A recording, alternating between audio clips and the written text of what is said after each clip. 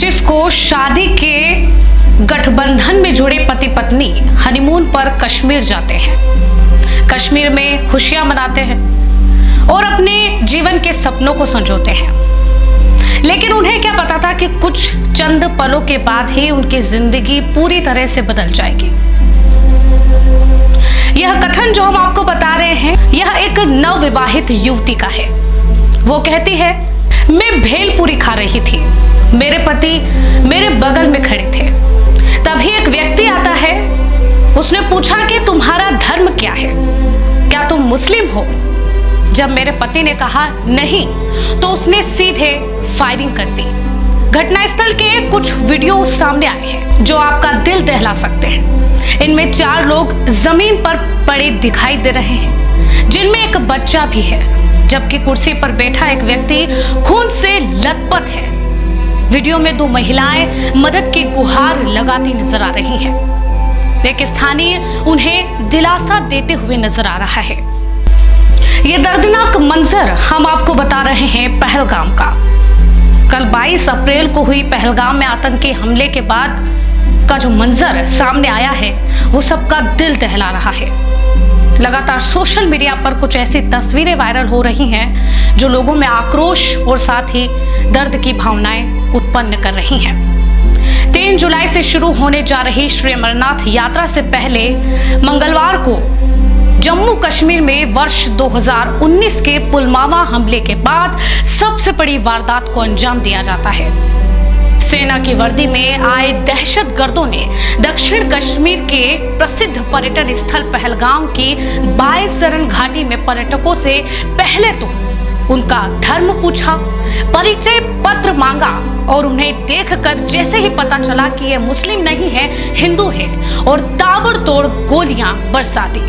हमले में 26 लोगों की मौत हो गई है, जिनमें ज्यादातर पर्यटक थे। 26 मृतकों में से 2 विदेशी और 2 स्थानीय शामिल हैं। हमले में 17 लोग घायल हुए हैं। दक्षिण कश्मीर स्थित पहलगाम के एक पर्यटक स्थल पर मंगलवार दोपहर बड़ा आतंकी हमला हुआ,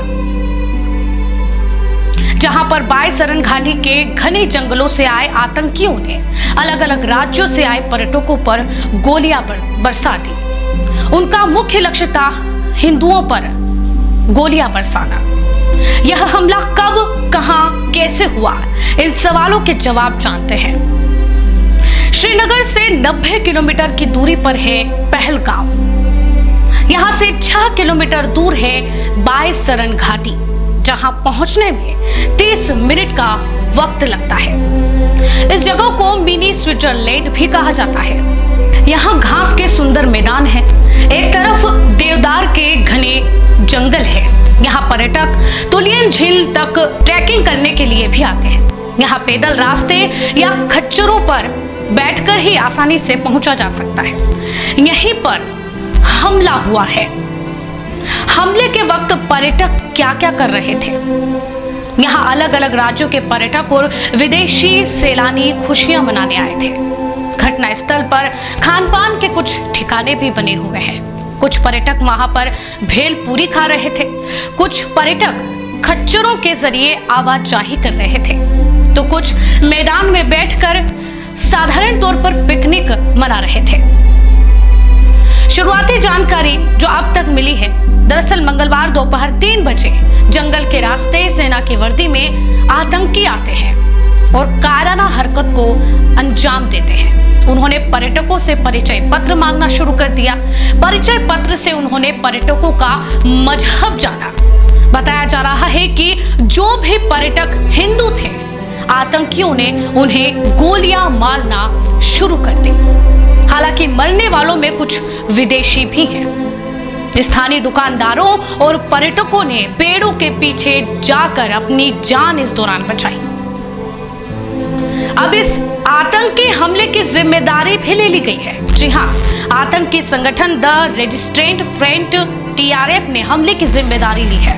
TRF आतंकी संगठन लश्कर-ए-तैयबा का सहयोगी संगठन है। पाकिस्तान में बैठा शेख सज्जाद गुल TRF का प्रमुख है। TRF की कहानी 14 फरवरी 2019 के पुलवामा अटैक के साथ ही शुरू होती है। कहा जाता है कि इस हमले से पहले ही इस आतंकी संगठन ने घाटी के अंदर अपने पैर पसारना शुरू कर दिए थे। जम्मू कश्मीर में हाल ही में 85,000 से अधिक डोमिसाइल जारी किए गए हैं। टीआरएफ यह कहकर लोगों को भड़का रहा है कि ये डोमिसाइल स्थानीय लोगों को नहीं बल्कि बाहरी लोगों को प्रदान किए गए हैं। अब यह आतंकी आखिर आए कहां से, जिन्होंने इस कायराना हरकत को अंजाम दिया? घटना स्थल पर आतंकी देवदार के घने जंगलों के रास्ते से यह आतंकी आए थे। जानकारी के मुताबिक यह माना जा रहा है कि आतंकी किश्तवाड़ के रास्ते आए और फिर कोकरनाग के जरिए दक्षिण कश्मीर के बायसरन पहुंचे।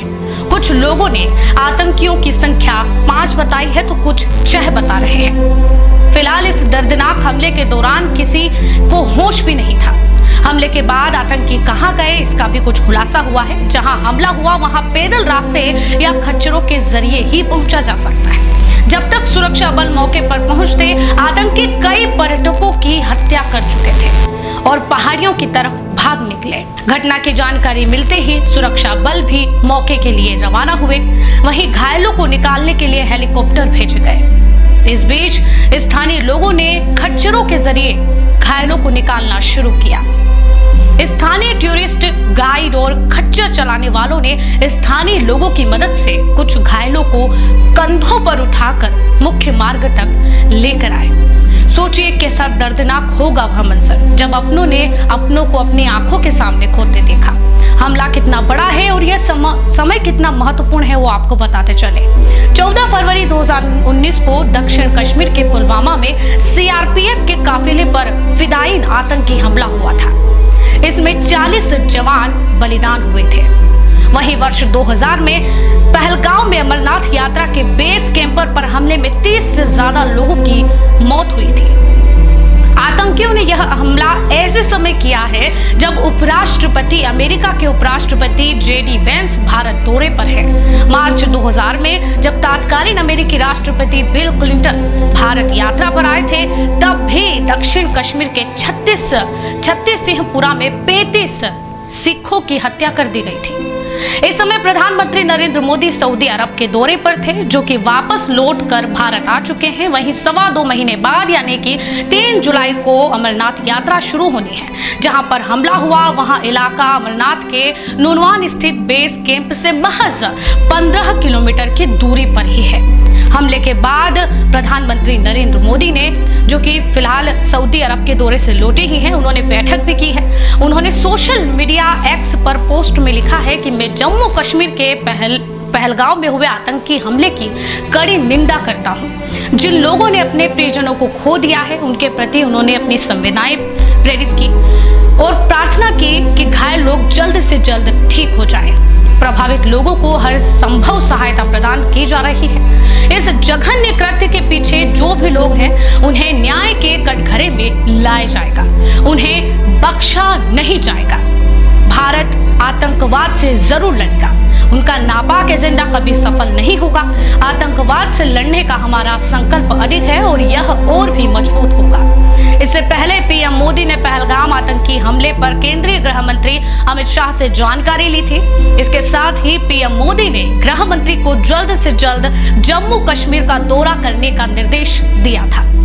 केंद्रीय गृह मंत्री अमित शाह ने कहा कि इस कायराना आतंकी हमले में शामिल लोगों को बख्शा नहीं जाएगा। साजिशकर्ताओं पर बड़ी कार्रवाई होगी और उन्हें कठोरतम परिणाम भी भुगतने होंगे। वहीं लोकसभा में नेता प्रतिपक्ष और कांग्रेस सांसद राहुल गांधी ने ट्वीट करते हुए लिखा है कि आतंक के खिलाफ पूरा देश एकजुट है। सरकार जम्मू कश्मीर में हालात सामान्य होने के खोखले दावों के बजाय अब जवाबदेही लेते हुए ठोस कदम उठाए ताकि आगे ऐसी बर्बर घटनाएं न होने पाए। ये राहुल गांधी का सोशल मीडिया पर पोस्ट करते हुए कहना है। फिलहाल आम जनता में भारतवासियों में रोष देखा जा रहा है लगातार और पीओके को भी भारत में विलय करने की मांग अब लगातार उठ रही है। जहां देखा जाए भारतीय क्रिकेटरों ने गौतम गंभीर सहित सभी भारतीय क्रिकेटरों ने इसकी निंदा की है और इस पर सख्त कार्रवाई की मांग की है। आतंकवाद को जड़ से खत्म करने की आवाज अब और भी ज्यादा जोर से उठने लगी है। साथ ही पूरे भारत देश के लोग, जितने भी पर्यटक जो हैं इस हमले के दौरान शहीद हुए हैं, उन्हें श्रद्धांजलि अर्पित कर रहे हैं, उनकी आत्मा को शांति देने के लिए प्रार्थना कर रहे हैं। खबर 24 भी उन सभी पुण्य आत्माओं की शांति के लिए उन्हें नम्र श्रद्धांजलि, भावभीनी श्रद्धांजलि अर्पित करता है और सरकार से यही मांग करता है कि सरकार जल्द से जल्द इस पर एक्शन ले और आतंकियों को ढूंढकर उन पर सख्त से सख्त कार्रवाई की जाए, उन्हें ढेर किया जाए, ताकि आगे उन्हें भी याद रहे कि भारत पर हमला करना कितनी बड़ी चुनौती हो सकती है। खबर 24 की इस रिपोर्ट में फिलहाल के लिए इतना ही।